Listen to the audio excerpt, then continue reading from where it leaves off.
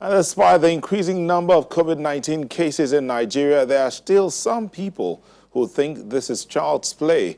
But one of the almost 4,000 discharged COVID-19 patients in the country joins us via Skype from Abuja to share with us how real coronavirus is, his experience with the virus, and how he survived. Damilare Ojo is a legal practitioner and a COVID-19 survivor. Thank you for joining us, Dami.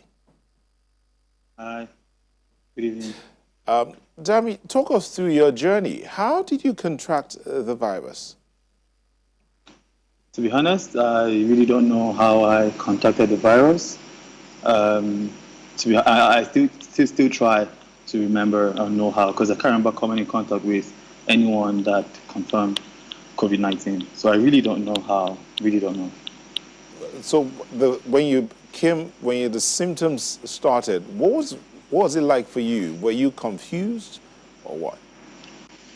Yeah, I was very confused, really, because I mean the symptoms were just like malaria symptoms, really, and I just went to do a test, and then from doing a test for malaria, I found out that I don't have any malaria parasite, neither was it typhoid. So based on that, I just went to do the COVID test, based on the way I felt, and there was no malaria symptoms, and that was it. And that was when I realized that I actually was positive to COVID when they told me the result. There are some people who say it's difficult getting that test done. Was it that easy to get the COVID test done? Was it a regular hospital you went to, or you went to a specialized center? Well, apparently in FCT here, they have collection centers. So I went to one of the collection centers in the exhibition pavilion, and it was quite straightforward, to be honest. There was no issue at all. I booked an appointment the next day. They sent me a form to fill. I responded, they evaluated and called me up for a test barely 2 hours after, and I did the test, and that was it. So when you got your test result, was that when you went into the isolation center immediately? Yes, I went there the next day after I got my test results, which was on my own request, because the public health the FCT team were ready to pick me up, but then I had to defer to the next day to get my mind together to move to the isolation center. Why did you have to, as you said, get your mind together? What do you mean? Because it was a lot of things to process, because I was one of those who never believed the virus existed. So it was strange for me to, accept it and then resolve to go to the center, because I was in doubt as to what the government was going to offer at the center, So that was what really took me a lot of time to think about. What was it like when you got to the isolation center? Well, it was against my imagination, to be sincere. I was at the Gwagwalada Isolation Center precisely, and I think the service there was indeed fantastic and commendable. They were good. The welfare for members of the patients that were at the center was quite fantastic. Feeding, medications, the way all the doctors were behaving, to the patients. There was no stigmatization. We're always being encouraged, and it was quite a fantastic experience at the isolation center in Gwagwalada. Okay, well, tell us what you think about the response of the government, and what can we do to help others who are still in doubt to understand that this is real?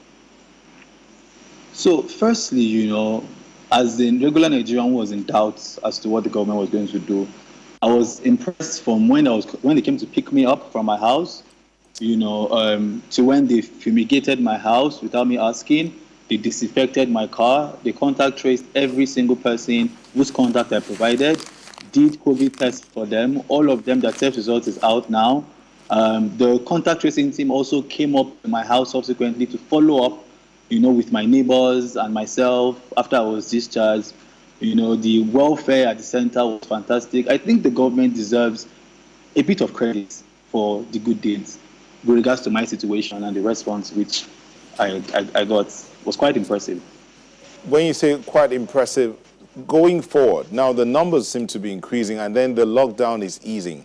So the country is basically opening up. Yes, there are certain conditions that have been given for people, for instance, wearing your mask constantly, washing of hands, and social distancing. What should be done to ensure that Nigerians begin to imbibe this rules and follow them through to minimize the spread of this virus?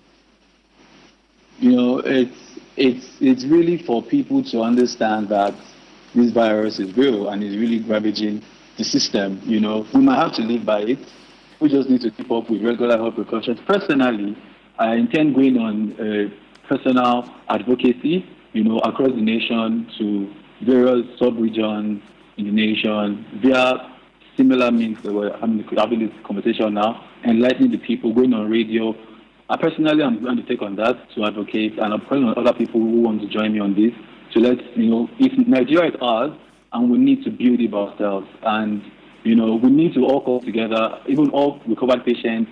Let's begin to sensitize people as much as we can about the effects of this virus in our system. It's really terrible, and a lot of people don't know that.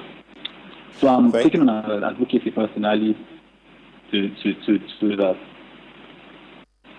Thank you very much. Damilare Ojo is a legal practitioner and a COVID-19 survivor. Thank you for sharing your thoughts and your evening with us.